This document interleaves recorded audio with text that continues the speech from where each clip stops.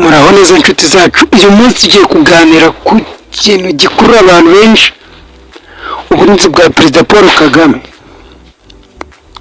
Perezida Paul Kagame ni umwe mu bakuru b'ibihugu bafite umutekano ukomeye muri Afurika yose. Se mwigeze mwibaza abamurinda bameze bate, imodoka agendamo cyangwa se amafaranga akoresha mu mutekano we angana gute? Reka byose tubyinjiremo nibwo tugiye kurebera hamwe aka kanya. Iyi ni ya channel yanjye nitwa Flash, iyi ni Flash Top TV. Utarakanda subscribe waba warasigaye inyuma. Perezida Paul Kagame arinzwe n'icyiciro cyihariye cy'ingabo z'u Rwanda bita Republican Guard. Abarinzi b'inzobere barinze mu buryo buhanitse, bakoresha ibikoresho bigezweho n'ikoranabuhanga. Si ibi kandi hari abamurinda hafi, abari mu ntera ndende ndetse n'abashinzwe gukurikirana ikirere n'ibiri kure cyane. Uzabibona neza mu baturage, hari ababa muri hafi, abari ku misozi n'abakoresha drone cyangwa se indege, abakoresha amashusho yo kuri radar. Ibi byose ni uburinzi bwe babukurikiranwa akantu ku kandi. Imodoka z'umutekano, konvoyi ya Perezida Paul Kagame ibikubiyemo byose uzasangamo imodoka ya perezida irinzwe amasasu n'ibiturika, armored car, escort, imodoka zirimo abamurinda b'inzobere. Escort ze ziba zifite imodoka nazo zigendamo. Jamming vehicle, imodoka zibuza ibikoresho n'abashaka gutera ibiturika hakoreshejwe telefoni cyangwa remote.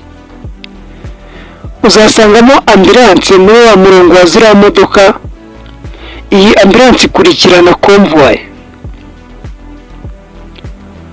Abamurinda hafi, bodyguard, baba bari kumwe nawe buri gihe, nta n'umwe ugomba kumusiga. Special force baba mu mpande zitandukanye. Sniper ku nyubako ziri hafi mu gihe cy'inama, abashinzwe indege n'ubundi buryo bwo kumucungira umutekano. Ku kiguzi gikomeye n'ubwo igihugu kidatangaza imibare ku mugaragaro, impuguke zivuga ko miliyoni nyinshi z'amadolari buri mwaka zikoreshwa mu kurinda Perezida Paul Kagame. Amafaranga menshi ajya mu barinzi barenga ibihumbi bahoraho, imodoka zihenze zitaraswa, ikoranabuhanga ryo kugenzura umutekano no gukumira ibitero.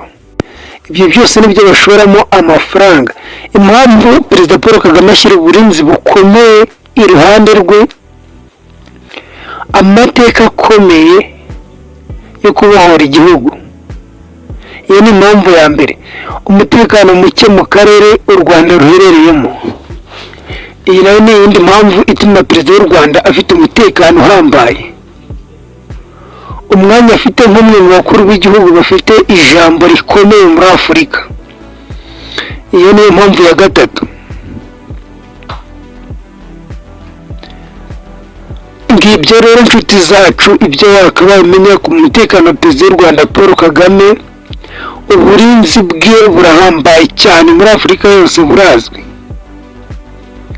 Perezida Paul Kagame ibintu bye byose by'umutekano biri ku rwego rwo hejuru, rwerekana uburyo igihugu gifata umutekano w'umukuru wacyo nk'igikoresho cy'ingenzi mu gusigasira ubumwe bwe, ubudahangarwa n'ubuzima bwe. Ese wowe urabona uburinzi bwe bugereranwa n'ubwande mu bakuru b'ibihugu byo muri Afurika cyangwa ku isi hose? Twandikire mu gice cy'inyunganizi comment section. Ntucikwe no gukanda like, ntugende udakanze kuri subscribe kugira ngo ukomeze ubone ibiganiro nk'ibi byose. Ni kuri Flash Top TV. Imana iguhe umugisha mu byo ukora byose. Wakoze kubana natwe, turagushimiye.